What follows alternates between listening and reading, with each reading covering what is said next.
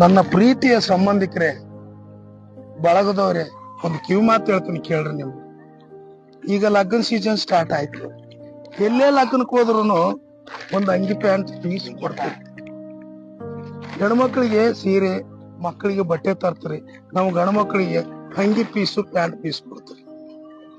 ಅದನ್ನ ತಾನು ಟೇಲರ್ ಅಲ್ಲಿ ಹೋದ್ರೆ ಈ ಅಂಗಿ ಬಟ್ಟೆ ಪ್ಯಾಂಟ್ ಪೀಸು ಕಿನ್ನ ರೇಟ್ ಅವ್ನ್ ಒಲೆಯಕ್ ಜಾಸ್ತಿ ಆಗ್ತದೆ. ನಮ್ ಕಷ್ಟ ಯಾರಿಗೆ ಹೇಳ್ಬೇಕು ಹೇಳಿ. ಆಮೇಲೆ ಆ ಟೇಲರ್ ಏನಂತ ನೀವು ಹೊಸವ ಹಳೆವ ಅಂತ ಕೇಳ್ತಾನೆ.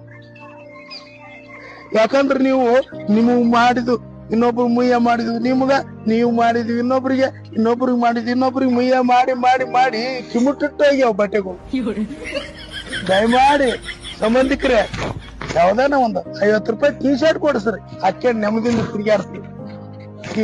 ಈ ಪೀಸ್ಗಳು ಮಾತ್ರ ಕೊಡಬಾರ್ರಿ.